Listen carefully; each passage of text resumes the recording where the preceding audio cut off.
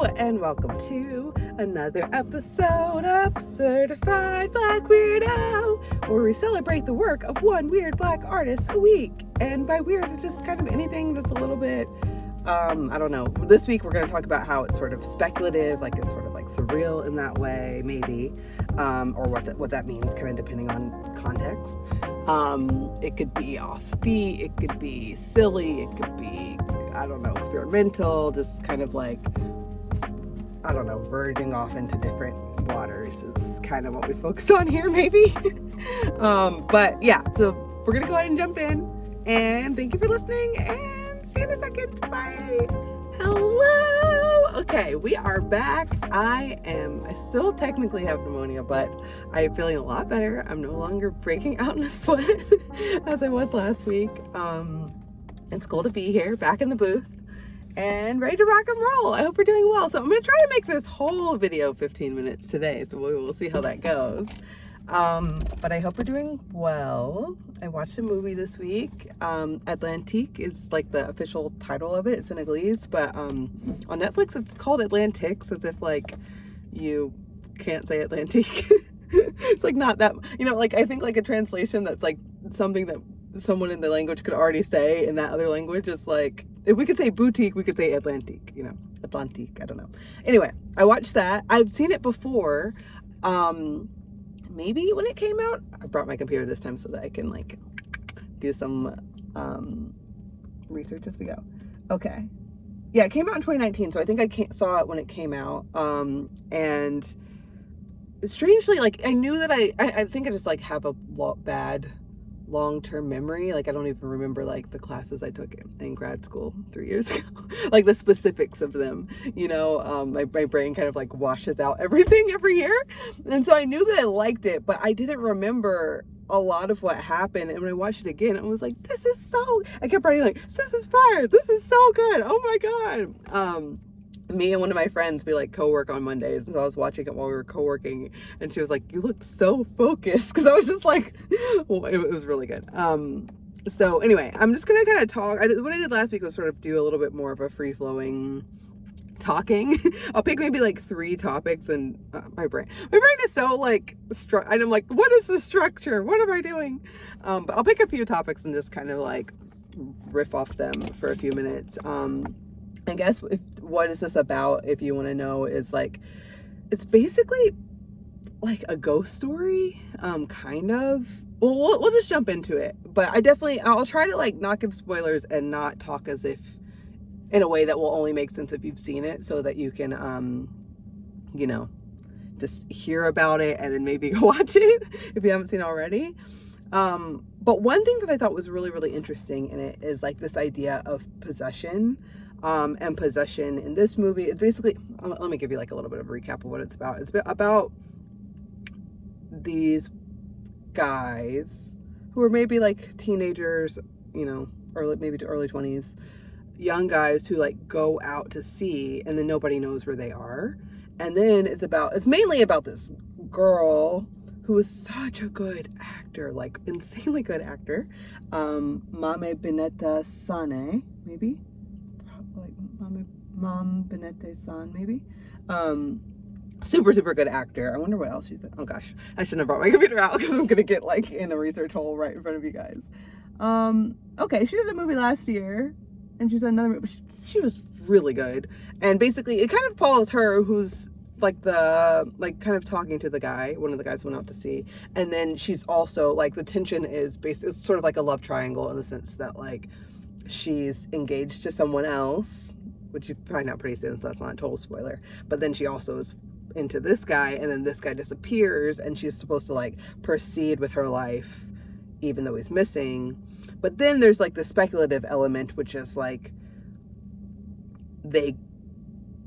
how can I say this, like they come back maybe via possession, but the possession isn't like this, like I think like in the contemporary and in the American context, possession is like, oh, this like horror film thing, like this like I'm here to destroy everyone thing, like this high drama thing.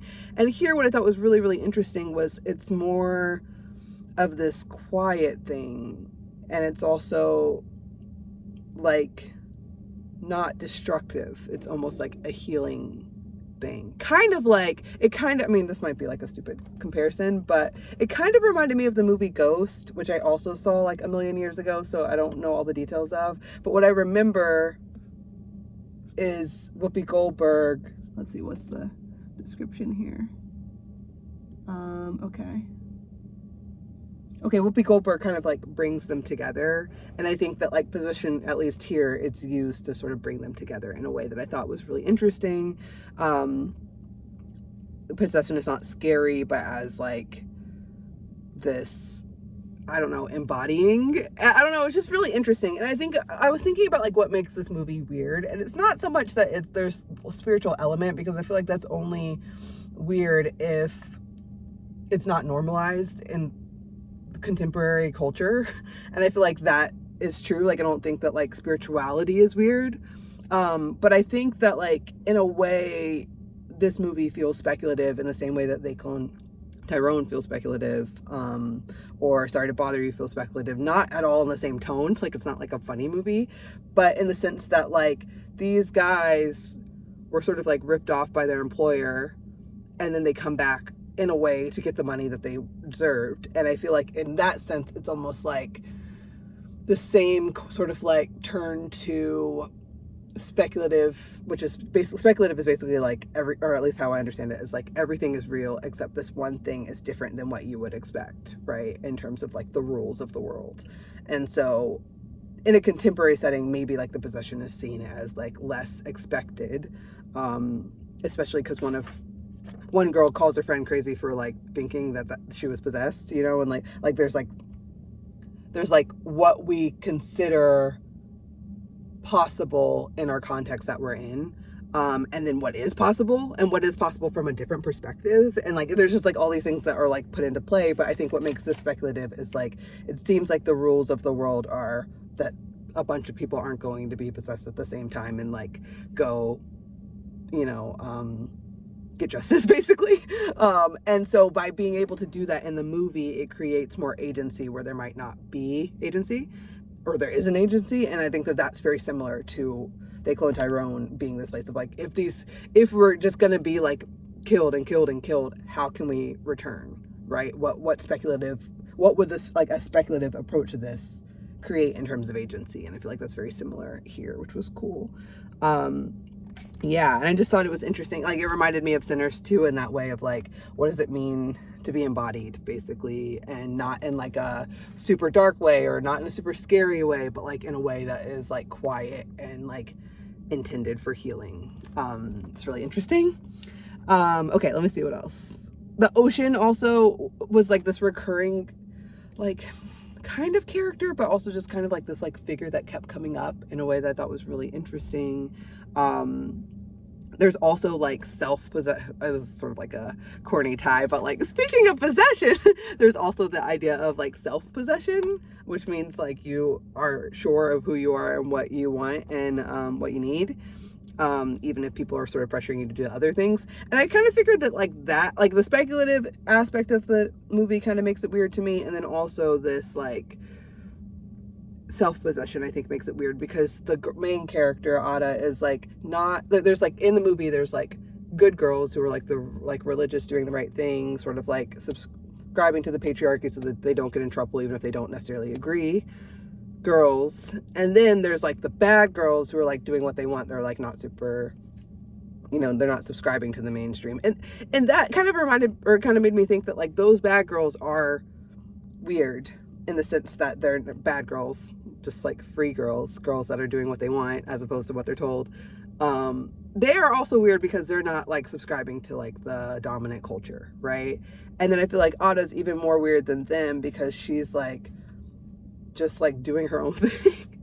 Like, she's not like totally, at the beginning of the movie at least, she's like not totally like bold or brave enough to like be fully like fuck the patriarchy basically. And then but she's also not like sweet and like submissive enough, or not even submissive, but just like, you know, subscribing because that's what you have to do to survive. She doesn't have like that, she has too much fight in her for that. So she's sort of like in this weird middle ground where she's like trying to figure out what she wants to do, but also she's like grieving, and the grieving is also this sort of like not quiet thing, but like internal thing. And I just felt like this movie, I don't know, there's like so much happening. Okay, we got 5 minutes left. Oh my god, I'm just gabbing. Let me know if you've seen it. Let me know what you think. I'm always just like in these like, I don't know, heady brain worm moments with this stuff. I'm trying to figure out how to structure these. But yeah, I don't know. I found it really striking, and I think the writing was super good in this. I thought like like almost code switching via language was really interesting. Like they were speaking in Arabic if it was like a religious context, French if it was like, that was almost like their code switching, and then Wolof to each other, and then English like if they're talking, I guess, for work too. And it was just like interesting, one, to know so many languages and also like to have different languages for different contexts, and to like, I don't know, be thinking about that, and like how much your brain has to be on to be thinking like, okay, in this, I'm speaking Arabic, I'm speaking French, I'm speaking Wolof, I'm speaking English, I'm here, you know. And to be able to do that, I think feels so present in a way that like, I think when you're monolingual, maybe you're doing the same thing with like how you speak the language. I mean, a lot of people do that. But I just think it's interesting how that was sort of like playing at the same time. And the whole thing kind of felt for the people it was for, as opposed to like for like, let's explain now they're doing this now, you know, like it doesn't feel like externally gazy. It feels like this, we're doing this for us, and like hang with us or not, you know. And I think that was really, really cool. So, okay, a couple more minutes. Let me see if there's anything else. Maybe that's a 10. Maybe I'll just like riff now, but I really like, if you haven't seen it, I would definitely recommend. It was so interesting and like propulsive, and like it's like I'm scared that I might just start doing more deep cuts when it comes to movie week, because I love like a deep cut. Like, I mean, this was like a really popular movie in Senegal, or at least in France. Let me see. I think it won like a really big prize. Let's see. I think okay, sorry, let me look at my timer. Okay. Yeah, it won the Grand Prix at the Cannes Film Festival, which I think is pretty huge. But anyway, I think that it's like, this is a big movie outside of American context maybe, but I like movies like that. Like, I like movies that are sort of experimental and strange and quiet when they could be loud, or loud when they could be quiet. Like, I just think that like that playfulness in film, in writing too, but especially in film, is like super rich and cool. Okay, let me see if there's anything else with this I wanted to share. It's really, I'm just like looking at all my notes now. I'm like, it was really, really juicy. Highly recommend. All of the actors were super, super good. Especially the main character. Okay, I will leave that there.